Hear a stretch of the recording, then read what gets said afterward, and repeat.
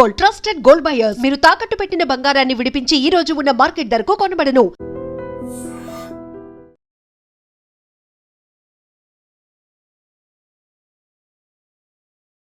Ravi arrest తర్వాత Telugu cinema ఊపిరి పీల్చుకుందని అనుకోవచ్చా? అండి, ఈ ఒక్కదాంతో అయిపోయిందని అనుకోవడానికి లేదండి. కంటిన్యూస్గా ఎక్కడో ఒక చోట పైరసీ అనేది వస్తూనే ఉంది. పర్టికులర్లీ థియేటర్కి వెళ్ళి టికెట్ దొరకకనో లేకపోతే టికెట్ రేట్ ఎక్కువ ఉందో. సామాన్యులకి మధ్యతరగతికి సినిమా దూరం అవుతుంది కదా, అది దానివల్లనే కదా ఐబొమ్మకు అంత ఆదరణ వచ్చింది అనుకోవచ్చు. అన్ఫార్చునేట్లీ ఒక విధంగా నిజమండి. రేట్స్ ఏదైతే మనం టూ మచ్ రేట్స్ పెడుతున్నామో పెట్టకూడదు. వాళ్ళు ఏమంటున్నారంటే మీ దగ్గర అంత కెపాసిటీ ఉండి మీరు చూడాలనుకుంటే రండి. సినిమా అనేది వ్యాపారం. నమస్తే, వెల్కమ్ టు ఐ డ్రీమ్. నేను మీ రొద్దం శ్రీనివాస్ని. ఇవాళ తెలుగు రాష్ట్రాల్లోనే కాదు దేశవ్యాప్తంగా సంచలనం సృష్టించిన ఐబొమ్మ నిర్వాహకుడి రవి అరెస్టు కేసుకు సంబంధించి చర్చ జరుగుతోంది. దీనికి సంబంధించి ప్రధాన కారణం తెలుగు ఫిలిం అసోసియేషన్ వాళ్ళకు ఫిర్యాదు చేయడం. ఈ ఫిర్యాదు ఆధారంగానే రవిని పోలీసులు పట్టుకున్నారు. ఎవరైతే పట్టుకోండి చూద్దామంటూ కిక్ సినిమా తరహాలో సవాలు విసిరాడు ఐబొమ్మ రవి, అదే తరహాలో తెలంగాణ పోలీసులు అతన్ని అరెస్ట్ చేసి సత్తా కూడా చాటారు. ఇక అందరికీ సినిమా చూపించే తెలుగు ఇండస్ట్రీకి గత 5-6 సంవత్సరాలుగా సినిమా చూపిస్తున్న ఐబొమ్మ రవి అరెస్టు నేపథ్యంలో మనతో మాట్లాడడానికి తెలుగు ఫిలింకి సంబంధించిన ప్రొడ్యూసర్, డిస్ట్రిబ్యూటర్, అదేవిధంగా డైరెక్టర్ మన రాజ్ కందుకూరి గారు ఉన్నారు. నమస్తే సార్. నమస్తే అండి. చెప్పండి రాజ్ కందుకూరి గారు, రవి అరెస్టు తర్వాత తెలుగు సినిమా ఊపిరి పీల్చుకుందని అనుకోవచ్చా? అండి, అంటే ఇది పార్ట్లీ పీల్చుకున్నట్టు అని చెప్పాలి. ఈ ఒక్కడితోటి సరిపోదు. ఇలాంటి వెబ్సైట్స్ చాలా ఉన్నాయి. మనం ఇంకా పేర్లు చాలా మూవీ రూల్స్ అనేది చాలా వింటున్నాము. ఈ ఒక్కదాంతో అయిపోయిందని అనుకోవడానికి లేదండి. కంటిన్యూస్గా ఎక్కడో ఒక చోట పైరసీ అనేది వస్తూనే ఉంది.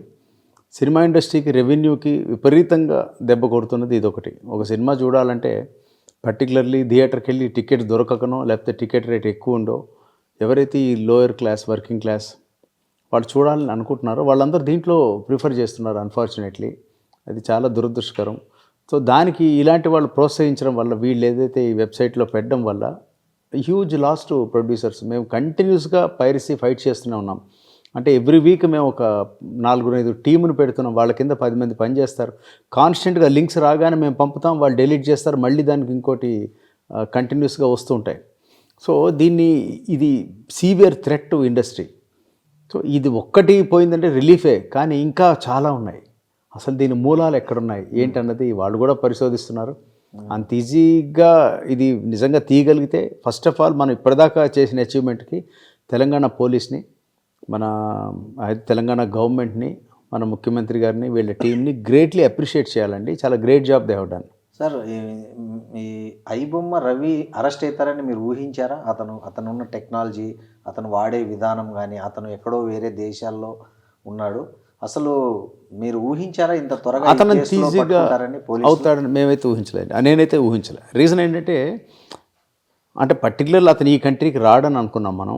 వచ్చినా కూడా వేరే కంట్రీ, అతను వేరే ప్యారిస్లో ఎక్కడ ఉంటాడని చెప్తున్నారు, లేకపోతే కెరీబియన్ ఐలాండ్స్ నుంచి ఆపరేట్ చేస్తున్నాడని చెప్తున్నారు. ఇవన్నీ చేసినప్పుడు డెఫినెట్లీ ఏదో ప్లాన్లో ఉండుంటాడు అనుకున్నాం, కానీ ఇలా వచ్చి చిక్కుతాడు అనుకోలే.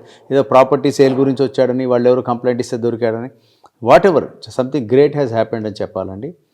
అయితే ఇది ఒక్కటే ఇతని వల్ల నిజంగా ఆగుతుందా? I'm really wondering. అది ఆగితే చాలా great boon to industry. But దీనికి ఏమన్నా వేరే క్లోనింగ్ సిస్టమ్ ఏమన్నా చేస్తున్నారా? ఇతని కింద పనిచేసే వాళ్ళు ఎక్కడున్నారు? అలాంటి సెటప్ చేయకుండా ఉండింటాడు ఎన్ని రోజులు రవి? అంటే అతని కింద సెటప్ ఎంతమంది ఉన్నారు, ఎంతమంది వర్క్ చేస్తున్నారు, ఎన్ని సర్వర్లు ఉన్నాయో, ఏ కంట్రీలో సర్వర్స్ ఉన్నాయో. ఇప్పుడు ఇతను చేసినా కూడా ఒకటైతే నేను ఎక్స్పెక్ట్ చేయట్లేదండి, వాళ్ళు ఏదో థియేటర్లో కూర్చొని ఇలా ఐఫోన్లో తీసైతే పెట్టట్లేదండి వాళ్ళు. ఎందుకంటే మనకు వచ్చే ఏవైతే లింక్స్ వస్తున్నాయో చాలా హై క్లారిటీ వస్తున్నాయి. మేము రిపోర్ట్ చేసే లింక్స్ అన్నీ కూడా హై క్వాలిటీవే పెడుతున్నాం. అంటే ఏదైనా ఫిలిం రాగానే ఆ లింక్స్ ప్రొడ్యూసర్లు ఇమీడియట్గా మా కౌన్సిల్ ద్వారా మేము యాంటీ పైరసీకి ఇన్ఫార్మ్ చేస్తాం, వాళ్ళు ఇమీడియట్గా తీస్తారు. అన్ఫార్చునేట్లీ ఉన్న లింక్స్ చాలా మంచి క్వాలిటీతో ఉన్నాయి. ఎక్కడి నుంచి తెస్తున్నారు? అంటే ఇంటి దొంగలు ఉండొచ్చు అంటారా దీన్ని బట్టి? అంటే ఇంటి దొంగలు అంటే ఎక్కడో, ఇప్పుడు మనం అనుకుంటాం ల్యాబ్ నుంచో దీని నుంచో దాని నుంచో వెళ్ళిందని, అలా కూడా కాదు. నేను విన్నది దీని గురించి రీసెర్చ్ లాస్ట్ 3-4 డేస్ నుంచి చేస్తే తెలిసింది ఏంటి అంటే, ఇతను ఏదైతే శాటిలైట్ ద్వారా వెళ్తుందో దాన్ని కూడా హ్యాక్ చేయగల కెపాసిటీ వీళ్ళకు ఉంది అని. బేసికల్లీ ఇతను ఈజ్ హ్యాకర్. ఎస్. ఇది అంత ఈజీగా జస్ట్ లైక్ దట్ ఏదో థియేటర్లో పెట్టి తీసిన అదైతే వాళ్ళని ఫేస్ చేయడం ఈజీ మనకి. అది కాదు అది. వీళ్ళ నెట్వర్క్ ఎంత స్ట్రాంగ్గా ఉంది కాబట్టే ఇంత పెద్ద థ్రెట్ అయింది ఇండస్ట్రీకి. ఇవాళ ఒక హ్యూజ్ ఇండస్ట్రీలో ఒక 100 కోట్లు పెట్టి ఒక సినిమాని తీస్తే అతను ఫ్రీగా చూపించేస్తాడంటే ఎట్లా? అది ఒక మేజర్ థ్రెట్. అయితే మనం దీంట్లో ఇంకొక పాయింట్ స్ట్రాంగ్గా గ్రహించాల్సింది, ఏదైతే అతను ఏదో ఫ్రీగా సినిమా చూపిస్తున్నాడని వీళ్ళు అనుకుని ఈ సినిమా దాంట్లో చూసే దాంట్లో వాళ్ళు తెలియకుండా వాళ్ళ డేటా సబ్మిట్ చేస్తున్నారు. వాళ్ళ ఈమెయిల్ అడ్రస్ కావచ్చు, వాళ్ళ ఫోన్ నెంబర్స్ కావచ్చు, ఏమైనా ఆధార్ నెంబర్లు ఇస్తున్నారో తెలియదు. మీకు ఫ్రీగా చూడాలంటే ఇవి డౌన్లోడ్ చేసి పెట్టాలంటే వీళ్ళు పెడతారు ఫీడ్ చేసి. తెలియని వాళ్ళు ఇప్పుడు అన్ఎడ్యుకేటెడ్ లాట్లో చాలామంది ఇలా ఉన్నారు. వాళ్ళు ఆ చేయడం వల్ల వాళ్ళు ఎంత కాంప్రమైజ్ అవుతున్నారు, వాళ్ళ పర్సనల్ డేటాని ఎంత అక్కడ సబ్మిట్ చేసి ఉంటారు అనేది క్వశ్చన్. దాని కాంప్రమైజ్ బిగ్గర్ అని పోలీసులు చెప్తున్నారు. మీకు దానివల్ల నష్టపోయింది మీకు తెలియదు, మీ డేటా మొత్తం అమ్ముతున్నాడు అతను. దానివల్ల ఏం థ్రెట్ అన్నది ఇప్పుడు తెలియదు. ఒక 6 నెలల తర్వాత ఏదో హ్యాక్ అయినప్పుడు, ఎప్పుడో మీ బ్యాంక్ అకౌంట్ హ్యాక్ అయినప్పుడు తెలియచ్చు అది. సో చిన్న బెనిఫిట్ చూసుకుని పెద్ద లాస్ తెచ్చిపెట్టుకుంటున్నారు వీళ్ళు. సార్ 21,000కు పైగా సినిమాలు ఉన్నట్లు చెప్పారు నిన్న పోలీసులు. దాంట్లో తెలుగు సినిమాలు ఎన్ని ఉండొచ్చు అని మీకు ఏమైనా ఐడియా? ఉంటాయండి, కనీసం 800 సినిమాలు కనీసం ఉంటాయి. Telugu industry is huge. Okay, huge. ఇప్పుడు సక్సెస్ సినిమాలు ఇప్పుడు సంవత్సరానికి మనం 200 నుంచి 250 సినిమాలు మనం రిలీజ్ చేస్తున్నాము. అందులో హిట్ సినిమాలు ఒక 30 వేసుకోండి. పోనీ 30 సినిమాలు అయితే డెఫినెట్ థియేటర్కి వెళ్ళి డబ్బులు పెట్టి చూడాలనుకునే వాళ్ళు ఉన్నారు కదా. ఆ సినిమాని వాళ్ళు ఎందుకు మనీ పెట్టి చూస్తారు, ఫ్రీగా చూడాలనుకుంటారు. ఇప్పుడు చిన్న సినిమాకు, పెద్ద డిమాండ్ లేని సినిమాకి ఆ థ్రెట్ ఉండకపోవచ్చు అండి అన్ఫార్చునేట్లీ. అంటే దానికి వాళ్ళు చూడడానికి వాళ్ళు ఇంట్రెస్ట్ చూపించకపోవచ్చు, వీడు పెట్టకపోవచ్చు, అది వేరే విషయం. But coming to bigger film, ఓ రాజమౌళి గారి సినిమానో లేకపోతే మహేష్ బాబు సినిమా ఏదైనా కావచ్చు, ఇటువంటి సినిమాకి ఎంత థ్రెట్ అండి, ఎంత కష్టపడి ఒక ప్రొడ్యూసర్ దానికి ఎంత రిస్క్ చేస్తున్నారు. సో అక్కడ పర్టికులర్లీ ఒక ఫిల్మ్కి వచ్చే రెవెన్యూ రావడమే ఫస్ట్ 3 days 4 days కానీ రెవెన్యూ ఉండదండి.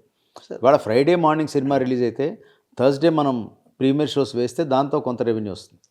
ఫ్రైడే, సాటర్డే, సండే అయిపోయింది. మండే మార్నింగ్కి ఫుట్ఫాల్సే ఉండవు. ఈ 3 daysలోనే వాళ్ళు దాన్ని ఎన్కాష్ చేస్తారు. సార్ ఇక్కడ ఒక నిజాయితీగా ఒకటి మనం ఆలోచిస్తే, సామాన్యులకి మధ్యతరగతికి సినిమా దూరం అవుతుంది కదా, అది దానివల్లనే కదా ఐబొమ్మకు అంత ఆదరణ వచ్చింది అనుకోవచ్చు. కరెక్టేనా? అన్ఫార్చునేట్లీ ఒక విధంగా నిజమండి అది. సో అందుకని మేము రిపీటెడ్గా, నేనైతే నా ప్రతి ఇంటర్వ్యూలో చెప్తున్నాను, రేట్స్ ఏదైతే మనం టూ మచ్ రేట్స్ పెడుతున్నామో పెట్టకూడదు. సరే మీరు అనుకున్నట్టు ఒక క్రేజ్ వచ్చింది, నిర్మాతగా ఫస్ట్ ఫ్యూ డేస్లోనే, ఫస్ట్ 1 or 2 daysలోనే ఒక 8 నుంచి 10 కోట్ల రూపాయలు రెవెన్యూ రావచ్చు. ఇప్పుడు మీకు 150 రూపాయలు ఉండాల్సిన ఐమాక్స్ టికెట్ కావచ్చు, లేకపోతే సింగిల్ స్క్రీన్ 96 రూపాయలు ఉండాల్సిన టికెట్ని మీరు 200 రూపాయల నుంచి 500 మధ్యలో పెట్టారు. లేదు హ్యూజ్ క్రేజ్, మొన్న సినిమా 800 కూడా పెట్టారు, 3000 పెట్టారు, 3000 పెడుతున్నారు, 5000 పెట్టారు. ఎందుకంటే బెనిఫిట్ షోలు అని చెప్పి 10,000 పెడుతున్నారు. ప్రజల క్రేజ్ని ఎన్కాష్ చేసుకున్నప్పుడే నిర్మాతకు 4 రూపాయలు కూడా ఒక దోపిడీనే కదా సార్. వాళ్ళు ఏమంటున్నారంటే, మీ దగ్గర అంత కెపాసిటీ ఉండి మీరు చూడాలనుకుంటారండి, సినిమా అనేది వ్యాపారం, మేము ఇంత డబ్బు పెట్టి మేము రిస్క్ చేసేసాం, మేము 80 కోట్లలో తీద్దాం అనుకున్న సినిమా 110 కోట్లు అయింది, 30 కోట్లు పెరిగింది, ఎలా రెవెన్యూ వస్తుంది? మా వేఅవుట్ మేము ఎంచుకుంటాం. లేదు మేము తక్కువలోనే చూడాలనుకుంటారు, 48 hours ఆగండి, ఎల్లుండి నుంచి పడతాయి, లేకపోతే మండే నుంచి తగ్గుతాయి అన్నప్పుడు ఇది ప్రజల చాయిస్. లేదు నేను అంత పెడతానని వెళ్ళే వాళ్ళు ఉన్నారు, అంటే ఆ చాయిస్ వాళ్ళది. బట్ ఒక విధంగా అయితే ఎప్పుడైతే వాడికి అందుబాటులో లేదో, బియాండ్ ఈస్ కెపాసిటీ ఒక రేటు వెళ్తుందో, అది క్రైమ్ వైపు వెళ్తారు ప్రజలు. ఎగ్జాక్ట్లీ, ఇది నా నమ్మకం అండి. నేనైతే స్ట్రాంగ్గా హై రేట్స్ని వ్యతిరేకిస్తాను. నేను ఇప్పటికి కూడా హై రేట్స్ ఉన్న థియేటర్లకు నేను వెళ్ళను. అంటే ఫర్ ఎగ్జాంపుల్ నేను ప్రసాద్ మల్టీప్లెక్స్ చూస్తాను. ఎందుకు చూస్తానంటే అక్కడ ప్రసాద్ మల్టీప్లెక్స్లో మీకు వాటర్ బాటిల్ దగ్గర నుంచి, కాఫీ దగ్గర నుంచి రేట్లు తక్కువ ఉంటాయి. అవును సార్. అంతెందుకంటే ఏఎంబి రేట్లు తక్కువ ఉంటాయి. I was surprised. మొన్న ఫర్ ఎగ్జాంపుల్ పీవీఆర్ ఇవే ఎక్కువ అండి. నేను దాని కూడా ట్వీట్లో పెట్టాను. Popcorn 600, water bottle 200, coffee 300. అంటే నేను ఒక పేరు కూల్ డ్రింక్ వచ్చి దగ్గర 280 రూపాయలు ఎగ్జాబ్డెంట్ రేట్లు అండి. 570 రూపాయలు ఎంతో పాప్కార్న్. దాని పక్కన దాని పేరు ఏంటి, చిన్న ఫ్రెంచ్ ఫ్రైస్ అని పెట్టారు. ఫ్రైస్ ఏంటంటే 350 రూపాయలు ఇన్ని ఫ్రైస్ ఇస్తారు. అవును, ఇది క్రైమ్ అండి. దీని మీద కూడా తెలుగు పరిశ్రమ మేము అందరం చెప్తున్నాం అండి. దానివల్ల మీకు థియేటర్ వాకిన్స్ అక్కడ ఎందుకు చూద్దాంలే వద్దు అని అనుకునే వాళ్ళు కూడా ఉన్నారు. నేనేమంటానంటే, నేను ఎఫర్ట్ చేయగలనండి, నాకేం ఇబ్బంది లేదు, నేను వెళ్ళి చూడగలను. కానీ నేను ఎప్పుడైతే 700 రూపాయల్లో నేను ఇద్దరం వెళ్ళి సినిమా చూడగలిగినప్పుడు, నేను 2500 పెట్టి ఎందుకు చూస్తాను? నేను చూడను, నాకు ఆ క్రేజ్ లేదు. ఆ డబ్బు ఎవరైనా పేదవాడికి హెల్ప్ చేద్దాం, కానీ ఇలా ఎందుకు చేయాలి? సో అందుకని అది ఎక్కడైతే అవకాశం ఉందో అది సేవ్ చేద్దాం. ఇది మనమైన ఎఫోర్డ్ చేయగలిగిన వాళ్ళు ఓకే. ఒక కామన్ మ్యాను, ఒక 10,000 రూపాయలు 12,000 రూపాయలు ఉద్యోగి, తనకు ఒక కూతురు ఉంది, నాన్న నేను సినిమాకి వెళ్ళాలంటుంది, తీసుకెళ్ళాలన్నప్పుడు ఈ థియేటర్కి వెళ్తే 3,500 రూపాయలు అయిందనుకోండి, చూడరండి, అన్ఫార్చునేట్లీ సార్ చూడరండి. మీరు ఒక మధ్యతరగతి ప్రొడ్యూసర్ అయినా ఇంత నిజాయితీగా ఇంత కన్సర్న్తో మాట్లాడుతున్నారు. 100 కోట్లు రెమ్యునరేషన్ తీసుకునే నేను ఎవరైతే సజ్జనారాయణ గారిని కలిశారో, రాజమౌళి, చిరంజీవి, నాగార్జున, దిల్ రాజు, వీళ్ళందరూ ఒక్కొక్క సినిమా నుంచి 100 కోట్లు గెయిన్ చేస్తుంటారు కదా, వాళ్ళు కనీసము సానుభూతికి కూడా ఈ రేట్ల గురించి ఎందుకు మాట్లాడరు? వాళ్ళు ఎంతసేపు వాళ్ళ పాయింట్ ఆఫ్ వ్యూనే మాట్లాడుతుంటారు. మాకు ఇంత నష్టం వచ్చింది, మా కొడుకు సినిమాకి ఇంత నష్టం వచ్చింది. ఇవి కాదు కదా. నువ్వు సమాజానికి అరే బాబు ఇగో ఇది ఆగిపోయింది కదా, ఈ రేట్లు తగ్గించి ఎవరు దీనికి ఎందుకు ముందుకు రారు?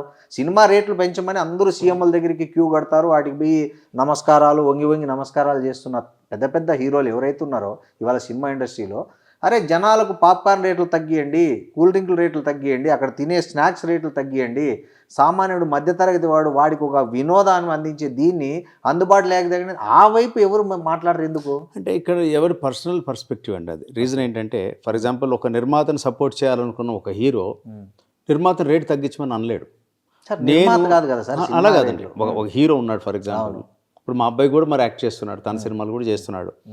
కాకపోతే మనం చేసే బడ్జెట్ స్కేల్స్ అన్ని చిన్న ఉండొచ్చు, ఒక పెద్ద హీరో చేసినప్పుడు 30-40 కోట్లు ఉండొచ్చు. ఏదైనా స్కేల్ని రికవర్ చేసుకోవడానికి ఆ క్రేజ్ ఉన్నప్పుడు ఫస్ట్ 2 డేస్లోనే మళ్ళీ అప్లికేషన్ తీసుకుని సీఎం గారి దగ్గరికి వెళ్తున్నారు. ఆయన సరే 3 డేస్ మీరు పెంచుకోండి అంటున్నారు. దీనివల్ల జరిగే నష్టం ఆ నిర్మాతకే కూడా బాధ్యతారహితంగా వాళ్ళు అడిగిందే తడువుగా పెంచడం ఎంత దరిద్రం సార్. అంటే దానికి లా అలా ప్రొవైడ్ చేస్తుందండి. ఇప్పుడు నేను పెంచుకుంటాను, నాకు మీరు పర్మిషన్ ఇవ్వండి అంటే ఓకే, మీరు ఈ ప్రికాషన్ తీసుకోండి, సెక్యూరిటీ రీజనింగ్ ఇలా ఇవ్వండి, దీనికి ఈ సెక్యూరిటీ ప్రొవైడ్ చేయండి, తొక్కిసలాట్ లేకుండా చూసుకోండి, ఈ కండిషన్ మీరు ఫుల్ఫిల్ చేస్తే రేట్ పెంచుకోండి అని చెప్తున్నారు. అది గవర్నమెంట్కి ఆపే ఇది వాళ్ళకి ఆ ప్రొవిజన్ లేదు. వాళ్ళకి మీరు సేఫ్టీగా మీరు చేసుకుంటారంటే ఒక ప్రొవిజన్ ఉంది, వాళ్ళు చేస్తున్నారు. కానీ చేస్తున్న దాంట్లో ఆ క్రమంలో నష్టపోయేది నిర్మాతే.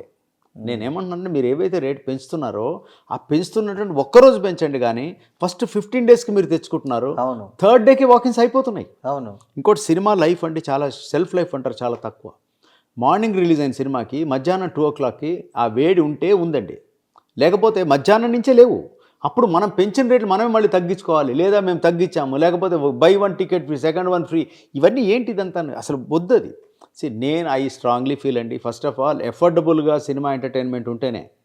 మనకున్న ఎంటర్టైన్మెంట్లు ఏమున్నాయండి? ఫర్ ఎగ్జాంపుల్ మనకున్న ఎంటర్టైన్మెంట్ సినిమాయే. అంతే.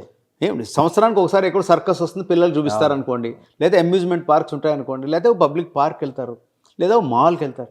కానీ వీటన్నిటికన్నా ఒక ఏసీలో కూర్చుని పిల్లలు కాస్త మీరు పెద్దవాళ్ళు కాఫీ తాగినా పిల్లలకు పాప్కార్న్ తినిపించినా ఒక 3 గంటలు ఒక సాటర్డే సండే ఏదో రోజు వెళ్తే cinema is the only entertainment. దీనికి ఎఫర్డబుల్గా ఉందనుకోండి, నెలకు ఒక 2 సినిమాలు చూసినా 4 చూస్తారు సార్. ఎఫర్డబుల్ ఉంటే మీరు ఇది ఎఫర్డబుల్ లేనప్పుడు ఏం చేస్తున్నారు? ప్రేక్షకుడిని సినిమాకు దూరం చేస్తున్నది సినిమా వాళ్ళే. ఖచ్చితంగా. నేను మొన్న ఏదో ఒక ఊరికి వెళ్ళాను ఇక్కడి నుంచి. వీళ్ళు అక్కడ దిగి వెళ్తుంటే నేను క్యాబ్ వెళ్ళాను. క్యాబ్ వెళ్తే క్యాబ్ వచ్చిన అతను క్యాబ్లో కూర్చున్నప్పుడు గ్యాప్లో ఎక్కడో నేను ఏదో తీసుకురావడానికి వాటర్ బాటిల్ తెచ్చుకుందాను కారు వెళ్ళేసి వచ్చేసరికి దాంట్లో ఫోన్లో చూస్తున్నాడు. క్యా భయ్ క్యా దేఖ్ రే అన్న, లేటెస్ట్ అప్పుడు రిలీజ్ అయిన హిందీ సినిమా అని చూస్తున్నాడు. క్యూ దేఖ్ రే ऐसा क्या అంటే कहाँ देख सकते साहब मैं गए तो मेरे को 3000 हो जाता, कहाँ देखता ऐसे देखता हूँ. వాళ్ళకి మనం ఏం చెప్తామండి? ఏం చెప్పలేము. ఇట్లా ఉన్నప్పుడు వాడికి ఎఫర్డబుల్గా లేనప్పుడే ఈ క్రైమ్ చేస్తాడని మళ్ళీ చెప్తున్నాను. As much as possible. ఇది అరెస్ట్ తర్వాత ఫిలిం ఛాంబర్లో మీటింగ్ జరిగింది, ప్రొడ్యూసర్స్ అందరూ.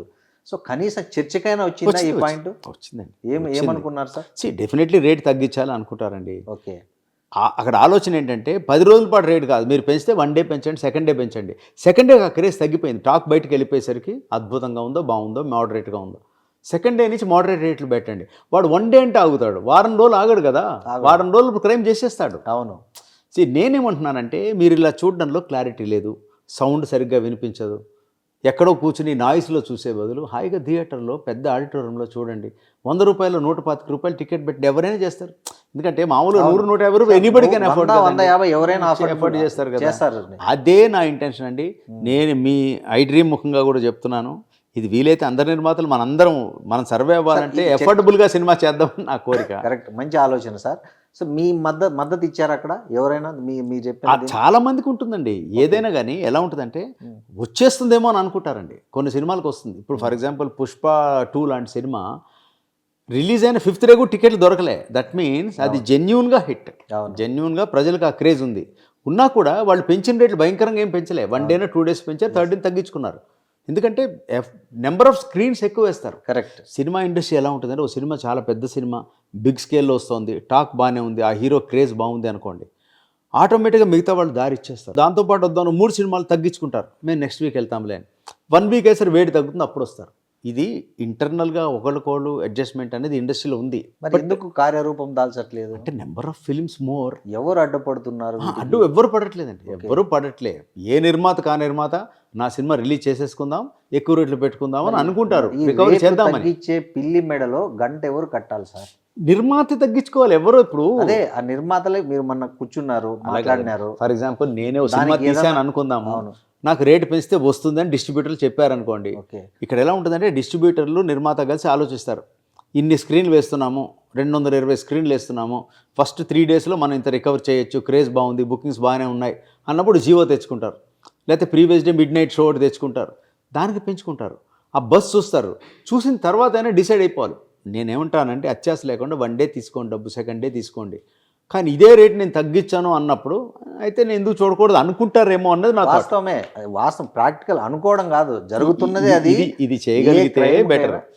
అది దూరమైనప్పుడే దాన్ని వాడు చేరుకోవడానికి వేరే మార్గాలు ఏ నిర్మాత కాల్ తీసుకోవాల్సిందేనండి. అది దీని మీద ఒక షెడ్యూల్ మీటింగ్ కానీ అట్లా ఏమైనా జరుగుతుందండి. దీన్ని ఎందుకంటే ఎవరిని ఫోర్స్ చేయట్లే ఇక్కడ. ఇప్పుడు ఏదంటే మా గవర్నమెంట్తో ఒక పోరాటం ఉందనుకోండి, పోయి ముఖ్యమంత్రి రేవంత్ రెడ్డి గారు పోయి రిప్రజెంట్ ఇస్తాం, అయ్యా కొంచెం మమ్మల్ని దయచేసి ఇలా రక్షించండి, సేవ్ చేయండి అంటే ఆయన ఏదో కన్సిడర్ చేస్తారు. ఇది మమ్మల్ని ఎవరు గన్ పాయింట్లో ఇలా చేయండి అని బెదిరియట్లే కదా, మేము ఇంటర్నల్గా చేసుకుంటున్నాం. ఇది నిర్మాత పర్సనల్ కాల్, నేను ఇంత బడ్జెట్ పెట్టాను, నా కాస్ట్ పెరిగిపోయింది, నేను పెంచుకుంటాను అంతే. ఇది ఎవరిది వాళ్ళకి ఉండాల్సిందే కానీ మనం చెప్పి మనం ఎవరిని ఎడ్యుకేట్ చేసేది లేదు ఇక్కడ. ఈ రవి అరెస్ట్ నేపథ్యంలో సోషల్ మీడియా నుంచి కానీ జనం పబ్లిక్ రియాక్షన్ కానీ మీరు చూసుంటారు. వాళ్ళు స్ట్రైట్గా అడుగుతున్నారు, మీరు పనికి మాలిన చెత్త సినిమాలని, లాజిక్ లేనివి, మోకాలికి బోడిగుండికి కూడా ముడిపెట్టని సబ్జెక్టులు తీసుకొని దానికి 100 కోట్లు ఆ హీరోలకు రెమ్యునరేషన్ ఇచ్చేసి అవసరం లేని లొకేషన్స్లకు డబ్బులు తగలబెట్టేసి మీరంతా దాన్నంతా తెచ్చి మా బడ్జెట్ పెరిగిపోయిందని అవి సామాన్య జనం మీదకి తెచ్చి టికెట్ల రేట్లు పెంచి రుద్ది మీరు చేస్తున్నది కరెక్టేనా? మరి ఇలా చేస్తున్నప్పుడు రవి లాంటి వాకపోతే ఇంకో ఎల్లయ్యో పుల్లయ్యో లేస్తాడు, మళ్ళీ దీన్ని స్టార్ట్ చేస్తాడు. సో దాన్ని మేము సపోర్ట్ చేస్తాము అని వాళ్ళు పబ్లిక్గా జనం చెప్తున్నారు. అంటే అలాగండి, రవి చేసింది ఇల్లీగల్, అందులో డౌట్ లేదు. 100% ఒక నిర్మాత కాయ కష్టాన్ని వాటెవర్ అతని హార్డ్ అండ్ మనీని అతను పెట్టి అమ్ముతున్నాడు రేట్ని, అది నేను ఫ్రీగా చూపించేస్తాను, నేను చేస్తానని పైరసీ అనే యాక్ట్ ప్రకారంగా అతను ఇల్లీగల్. సార్ రాబిన్ హుడ్ చేసింది ఇల్లీగల్. అదే చెంగీజ్ ఖాన్ అతను పేదవాడు తీసుకెళ్ళి రాబిన్ హుడ్ పంచొచ్చు. అదే హీరోస్. ఇప్పుడు ఇది కూడా ఒక పేదవాడికి హీరో ఉండొచ్చు ఇతను, నేను కాదన్ను. ఏమండి ఇప్పుడు చాలా మంది మెయిడ్స్ ఇంట్లో పనిచేసే వాళ్ళు దాంట్లో చూస్తున్నారు. అవునండి. అన్ఫార్చునేట్లీ ది థింగ్ ఈజ్ వాళ్ళ దృష్టిలో ఇతను పట్టుబడితే చాలా బాధపడచ్చేమో కూడా, వాళ్ళు బాధపడుతున్నారు. నేను ఎక్కడో పడుతున్నారు, చాలా ఫీల్ అవుతున్నారు. But at the same time అతను చేసింది ఇల్లీగల్ థింగ్, మీరు ఇతని రేట్లు మీరు పెంచుకుని మాకేస్తారా అంటే అతను చేసిన చట్టపరంగా నేరం చేయకూడదు. దానికి నా సైడ్ సొల్యూషన్ ఏంటంటే సినిమాని ఎఫోర్డబుల్గా చేద్దాము, రీజనబుల్గా చేద్దాం, వాడు క్రైమ్ వైపు వెళ్లకుండా ఉండేలా చేద్దాం వీలైనంత దాకా. ఎప్పుడైతే మీకు ఇదే సినిమానండి సింగిల్ స్క్రీన్లో ఫ్రంట్ నేల టికెట్ అంటారు చూడండి, 50 రూపాయలు దొరికింది అనుకోండి, ఎందుకు ఈ కష్టపడతాడు వాడు? అవసరమే లేదండి. ఎవడు అసలు 50 ఉంటే రోజు సాయంత్రం 7 గంటలకు సినిమా చూసి ఇంటికి వెళ్ళి పడుకుంటాడు వాడు. మీరు ఫ్రీగా మొబైల్లో ఒరిజినల్ HD కాపీ పెట్టినా కూడా వాడు 50 రూపాయలు చూస్తాడు. అందుకనే ఎఫర్డబిలిటీ అనేది దాటినప్పుడే మనిషి అక్రమ మార్గం వైపు వెళ్తాడు. అది నేను స్ట్రాంగ్ బిలీవ్ చేసే సిస్టమ్. వీలైతే అది అవాయిడ్ చేయడానికి ప్రయత్నం చేద్దాం. సో దానికి ఏమైనా ప్రయత్నాలు జరుగుతున్నాయి ఇప్పుడు తెలుగు ఫిలిం ఛాంబర్స్? అంటే ఒకటండి, పైరసీని డెఫినెట్గా ఇది ఆపుతారు, రేపు ఇంకెవరు వచ్చారో దాన్ని పట్టుకుంటారు, దీని రూట్స్ ఎక్కడున్నాయి చూస్తున్నారు. అది అంత ఈజీగా అతనైతే వదిలిపెట్టరు, ఆ రూట్స్ అన్ని లింక్స్ తీస్తారు, అన్నీ ఖాళీ చేయించారు. ఇప్పటికీ ఇతనికి ఇంటర్నల్గా లింక్స్ ఏమైనా వేరే వాళ్ళతో ఇంకేమో మూవీ రూల్స్ అనేవన్నీ ఉన్నాయి కదా, వీళ్ళకి ఏమైనా నెట్వర్క్ కామన్ షేరింగ్ ఉందా ఎక్కడి నుంచైనా, వీళ్ళు ఎక్కడి నుంచైనా ఒకే సోర్స్ నుంచి తీసుకుంటున్నారా అని కూడా తీస్తున్నారు.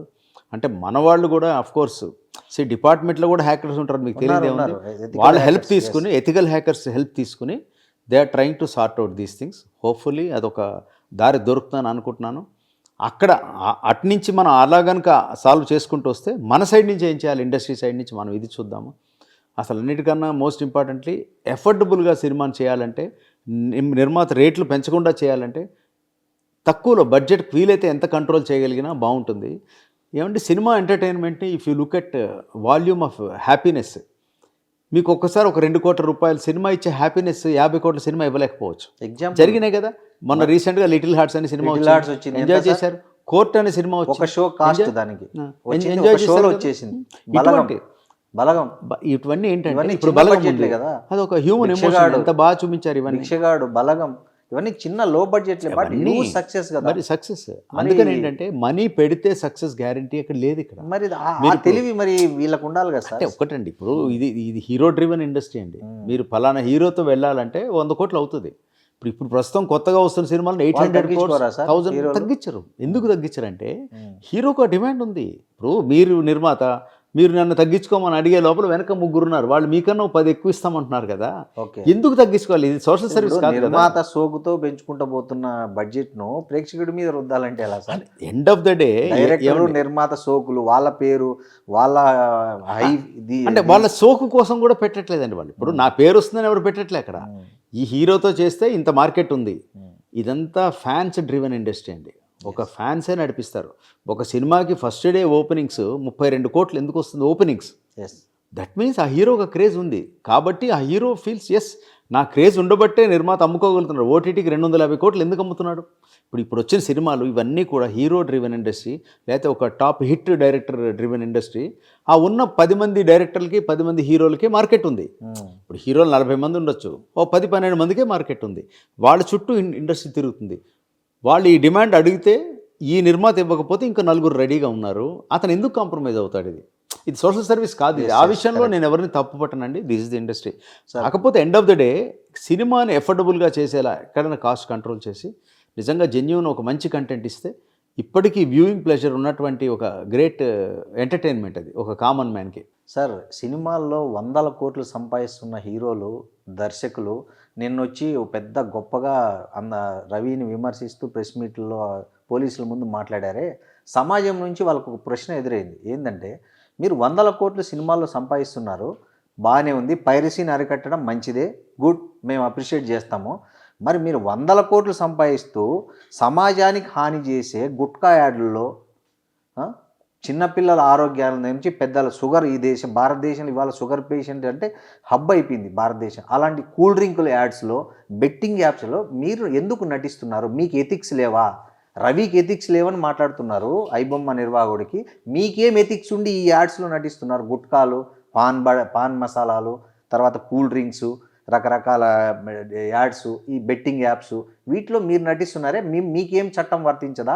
మిమ్మల్ని ఎందుకు పోలీసులు అరెస్ట్ చేయరనే ఒక క్వశ్చన్ ఇవాళ సొసైటీ నుంచి వస్తుంది సినిమా ఇండస్ట్రీకి. కాదండి, డెఫినెట్లీ ఒక గుట్కా గనక ప్రమోట్ చేస్తే అది నేరమే చేస్తున్నారు 100%. ఇప్పుడు అయితే నిన్న మీరు చెప్పిన వాళ్ళైతే నాకైతే ఎవరు కనిపించలేదు. ఈ కూల్ డ్రింక్ చేస్తున్నారు. Mahesh Babu cool drink, Coca Cola చేస్తున్నాడు, చిరంజీవి కోకోకోలా అలా చేస్తే అన్నాను. అలా మనం బేసిక్స్కి వెళ్ళామనుకోండి, సిగరెట్ అమ్మకూడదు.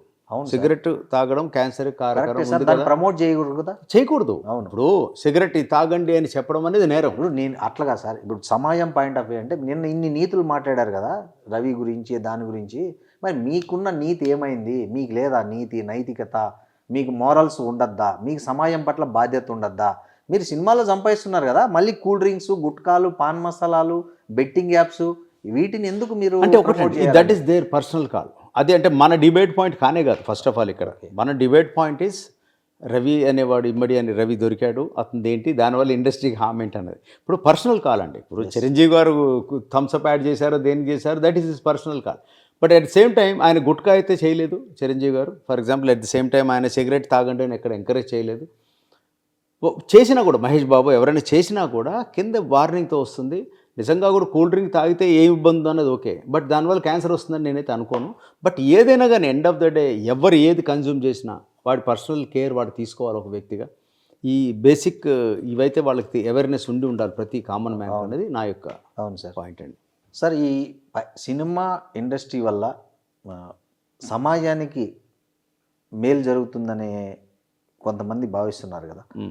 సో వాళ్ళందరూ ఇప్పుడు ఈ జరిగిన రవి ఏదైతే అరెస్ట్ ఉందో, ఇప్పుడు ఈ అరెస్ట్ తర్వాత what is the action plan? అంటే నెక్స్ట్ జరగకుండా ఉండడానికి ఒక పరిశ్రమ ఒక యాక్షన్ ప్లాన్ ఏమన్నా తీసుకుంటుందా, లేకపోతే దానికి ఒక సిస్టమ్ పెడుతుందా? దానికి ఒక ఎవరైతే మీరు ఎథికల్ హ్యాకర్స్ ఉన్నారో అట్లాంటి ఒక పెద్ద ఎవరైతే దీంట్లో ఎక్స్పర్ట్స్ ఉన్నారో అట్లాంటి వాళ్ళని తెచ్చి ఇట్లా జరగకుండా ప్రికాషన్స్ తీసుకోవడానికి ఏమైనా ప్రయత్నాలు జరుగుతున్నాయా? దీనికి మన సైడ్ నుంచి ఏం చేయలేమండి.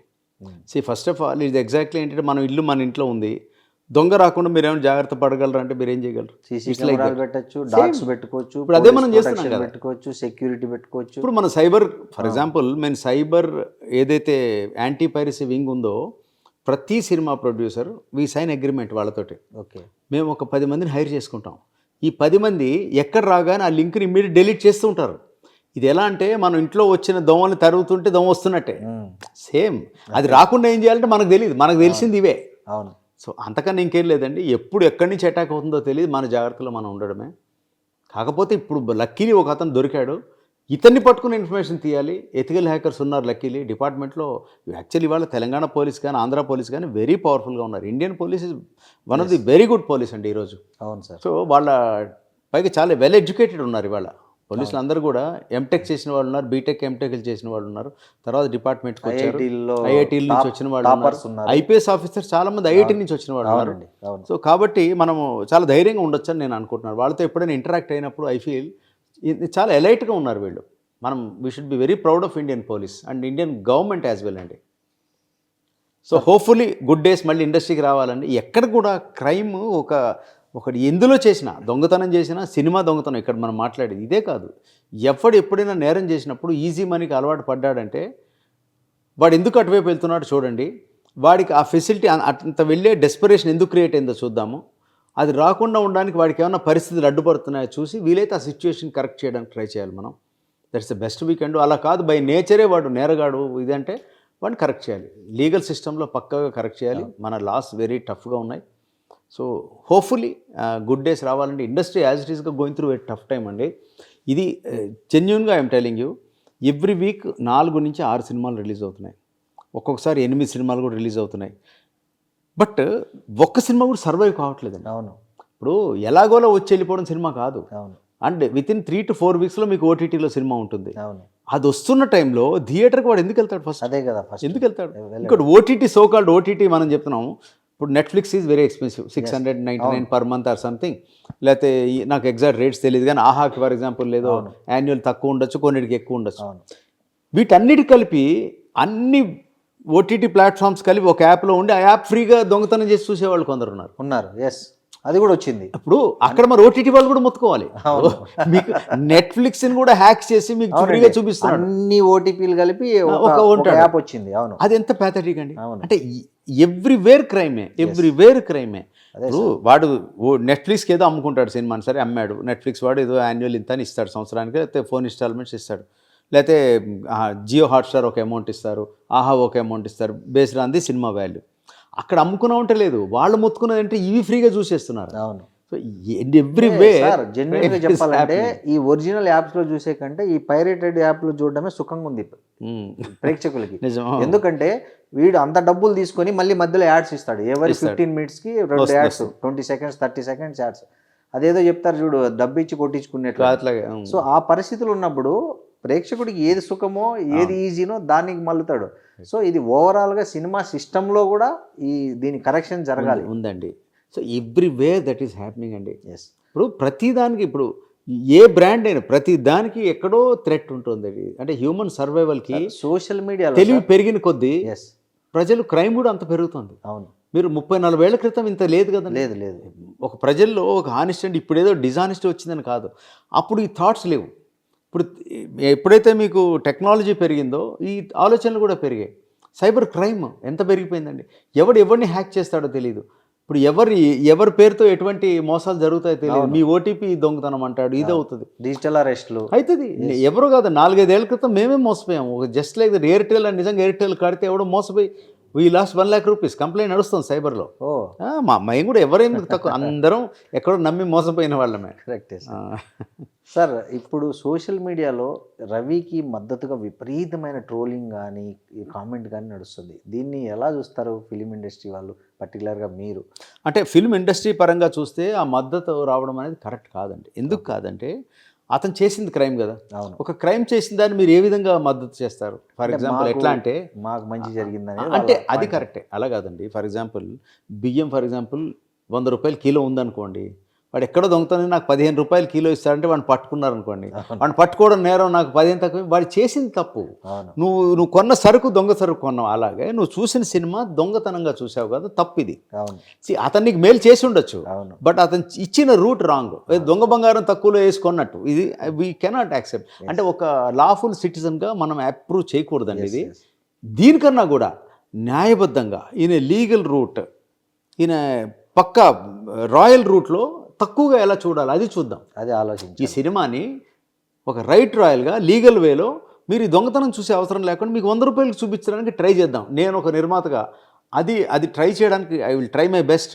That is my promise to common man. ఏంటంటే వీలైతే మా నిర్మాత సోదరులందరూ రిక్వెస్ట్ చేస్తాను, మీరు ఇంత ఖర్చు పెడుతున్నారు, ఇంత హ్యూజ్ రిస్క్ చేసి సినిమాలు చేస్తున్నారు, 1 డే పెంచుకోండి, 2 రోజులు పెంచుకోండి, వీలైతే తగ్గించుకుందాం.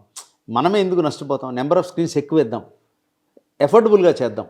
ఇప్పుడు మీరు కావాల్సినట్టు ఏఎంబీలోనో రిచ్ ఎక్స్ట్రీమ్లీ క్వాలిటీ ఉన్న స్క్రీన్స్లో రేట్ ఎక్కువ పెట్టండి, ఓ బేసిక్ సింగిల్ స్క్రీన్స్లో తక్కువ రేట్ పెట్టండి. వాడు ఈ డజన్ మైండ్. యావరేజ్గా ఉన్న ఏసీ తక్కువ ఉన్న ఫ్యాన్స్ ఉన్న చూస్తాడండి, తక్కువ రేట్లో చూపిద్దాం, చూస్తారు కదా మరి. అవును, అందుకని సో కాబట్టి ఒక ఎంటర్టైన్మెంట్ మనకి డబ్బు కూడా ఇస్తున్నాడు ఒక సామాన్య ప్రేక్షకుడు, అతన్ని మనము కాపాడుకుందామని నా కోరిక అంతే. లేబర్ పని చేసుకుని అతను కూడా రోజంతా కష్టపడి వచ్చి సాయంత్రం 150 రూపాయలు ఇస్తారు, అతనికి వచ్చి 500లో మీరు రేటు తక్కువ పెట్టాలి. అతను సిద్ధపడినప్పుడు తన కష్టంలో 35% మీకు ఇవ్వడానికి టికెట్ రూపంలో మీరు ఇన్ని కోట్లు తీసుకుంటున్నా, మీరు కొద్దిగా రాజీ పడితే అయిపోద్ది కదా. అసలు ఈ థర్డ్ పర్సన్ అవసరమే ఉండదు. ఈవెన్చువల్గా తగ్గుతాయని నాకు నమ్మకం కూడా ఉందండి.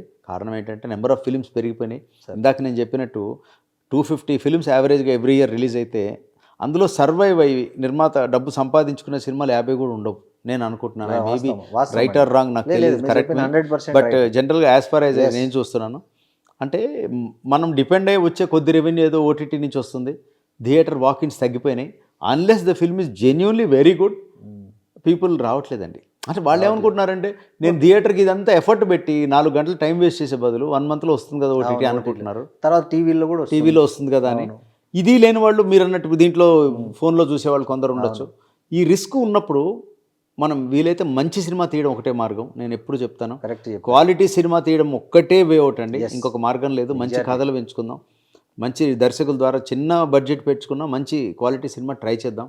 అందరి అటెంప్ట్ అదే ఉంటుంది, కానీ వీలైతే యాజ్ మచ్ యాజ్ పాసిబుల్ ఆ అటెంప్ట్ చేసి ప్రజల్ని మెప్పించే ప్రయత్నం చేద్దాం. అంతకు మించి there is nothing we can do. ప్రేక్షకులకి మీరు ఏమైనా సలహా ఇస్తారా? అయ్యో ఇవ్వలేమండి, ప్రేక్షకులే మమ్మల్ని నడిపించే, మమ్మల్ని రక్షించే దేవుళ్ళు ప్రేక్షకులే, కాబట్టి వాళ్ళకి మేము ఇవ్వలేం. కానీ డెఫినెట్లీ నేను ఈ విషయంలో ఏంటంటే వీలైతే పైరసీ చూడకండి అని చెప్తాను. వీలైతే మీరు ఎఫోర్డబుల్గా, మీరు నిజంగా మీకు రేట్ చాలా ఎక్కువ ఉందా బైకౌట్ చేయండి, అంతేగాని మీరు అక్రమంగా ఎలా ఎందుకు చూస్తారు? లేదా మీరు ఒక 4 రోజులు ఆగండి, తగ్గేదాకా వెయిట్ చేయండి. ఇది ఒకటే నేను చెప్పగలను, వాళ్ళు వింటారని నమ్మకం నాకు లేదు. కానీ but that is only request I can make to them. Sir hopefully మంచి రోజు ఇండస్ట్రీకి రావాలండి, గుడ్ ఫిలిమ్స్ రావాలి. తెలుగు ఇండస్ట్రీ ఒకప్పుడు గోల్డెన్ ఎరా చూసింది, మళ్ళీ ఆ రోజులు చూడాలి అని నేను అనుకుంటున్నానండి. అండ్ హోప్ఫుల్లీ ఎప్పుడు కూడా వాళ్ళు మంచి సినిమా ఉంటే they always encouraged. And budget చూడలే వాళ్ళు, హీరోలు కొత్త పాత చూడలేదు, కంటెంట్ బాగుంటుంది. బలగం ఏముందని చూశారు చెప్పండి, అంత చిన్న బడ్జెట్లో ఒక గ్రామంలో తీశాడు, ఎంత రెవెన్యూ చేసింది మరి బిచ్చగాడు. మరి చూడండి అంతకు మా పెళ్లి చూపులు ఎంత కంట్రోల్ బడ్జెట్లో చేశాం, మరి ఎంత హిట్ అండి. లిటిల్ హార్ట్స్ లేకపోతే కోర్టు సినిమా చూడండి. ఇవన్నీ కూడా ఏంటంటే కంటెంట్ బేస్డ్ ఫిల్మ్స్. ఒక పాయింట్ బాగుంటే బాగుందని మౌత్ టాక్తో చూశారు. అలా ఉన్న సినిమా నిజంగా చాలా బాగుంది అనుకోండి, ఎవరైనా ఇందులో వచ్చింది అనుకోండి ఎక్కడన్నా ఇలాంటి పైరసీలో, వద్దు థియేటర్కే పోదాం అనుకుంటారు.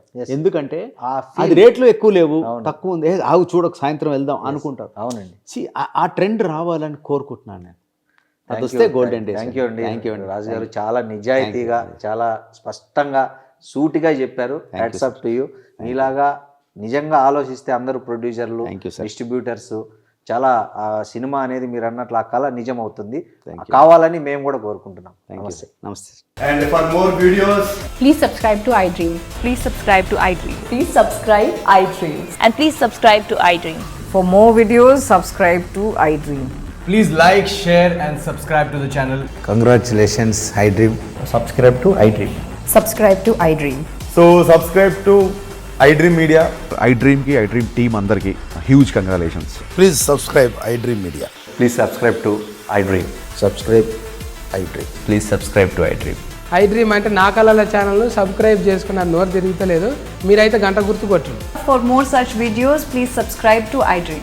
Subscribe to iDream. Please subscribe to iDream. Please subscribe iDream Media. Please do subscribe to iDream. Please subscribe to iDream Media. For best entertainment and information, please subscribe iDream. And don't forget to subscribe to iDream.